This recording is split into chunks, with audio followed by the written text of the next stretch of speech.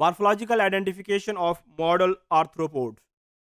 Model arthropod के तौर पर हम स्पाइडर्स को स्टडी कर रहे हैं। स्पाइडर्स के अंदर हमने देखा कि इसके बॉडी पार्ट्स इंसेक्ट से फ़र्क होते हैं।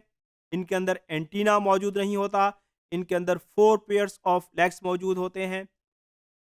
इस मॉड्यूल के अंदर हम देखते हैं कि जो स्पाइडर है वो रिप्रोड्यूस कैसे करता है और इसके रिप्रोडक्टिव स्ट्रक्चर्स कौन से हैं। तो स्पाइडर्स के अंदर, क्योंकि हमने ये डिस्कस किया कि 6 पेयर्स ऑफ लेग्स हुआ करते थे, उसमें से एक पेयर मॉडिफाई होके पेडिपेल्प के अंदर कन्वर्ट हुआ और ये जो पेडिपेल्प है ये मेल का जेनिटेलिया कहलाता है और ये रिप्रोडक्शन के अंदर हेल्प करता है।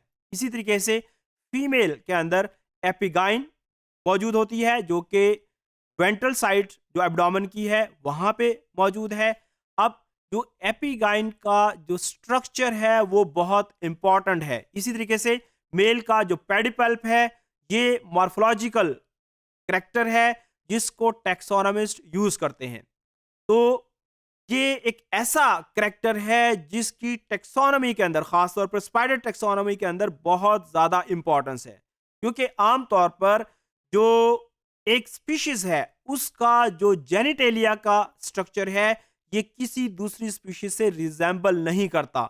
इसका स्ट्रक्चर यूनिक होता है। इसी वजह से इस करैक्टर को टैक्सोनॉमिस्ट यूज करते हैं for the identification of species. अब मुख्तलिफ स्पीशीज के अंदर जो एपिगाइन है उसके अंदर बहुत ज्यादा वेरिएबिलिटी मौजूद होती है। अब स्पाइडर्स जो है रिप्रोड्यूस कैसे करते हैं। जब स्पाइडर्स ने रिप्रोडक्शन करनी होती है तो सबसे पहले जो मेल है वो अपना मेट तलाश करता है, यानी फीमेल को तलाश करता है। उसके लिए वो क्या करता है, कैसे तलाश करता है कि हर जो स्पीशीज की फीमेल है वो खास किस्म के केमिकल्स प्रोड्यूस करती हैं जिनको कहते हैं फेरामून्स।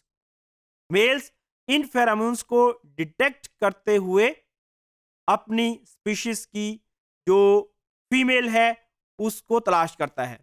उसके बाद क्या होता है कि जो मेल है वो अपने स्पर्म्स को एक स्पर्म सैक के अंदर या एक वेब के अंदर, वेब शीट के अंदर डिपॉजिट करता है और उसको अपने पेडिपेल्प से कैरी करता है।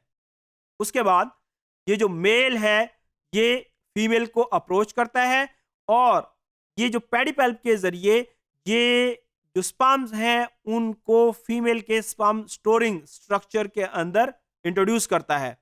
उसके बाद फीमेल के अंदर जब फर्टिलाइजेशन होती है तो फीमेल एग सैक प्रोड्यूस करती है। अब ये जो एग सैक है इसके अंदर एग्स की जो तादाद है वो वेरी करती है। ये स्पीशीज टू स्पीशीज वेरी करती है। इसकी तादाद 100 से लेके थाउजेंड्स तक हो सकती है। उसके बाद ये भी देखने में आया है कि जैसे जैसे टाइम गुजरता है एक फीमेल की एज बढ़ती है तो शुरू में अगर एक एग सैक के अंदर एग की तादाद ज़्यादा थी तो बाद में जो वो एक्स एक्स प्रोड्यूस करती है उसके अंदर एक्स की तादाद आहिस्ता आहिस्ता कम होना शुरू हो जाती है।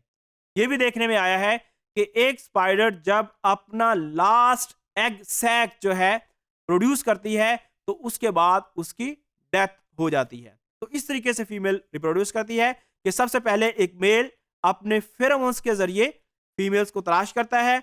उसके बाद वो अपना जो स्पर्म है वो एक सैक के अंदर या एक शीट के ऊपर रिलीज करता है, उसको अपने पेडिपेल्प से कैरी करता है। पेडिपेल्प से कैरी करने के बाद वो उसको ट्रांसफर करता है फीमेल की बॉडी के अंदर, एग सैक प्रोड्यूस होता है और उससे आगे यंग वंस प्रोड्यूस होते हैं।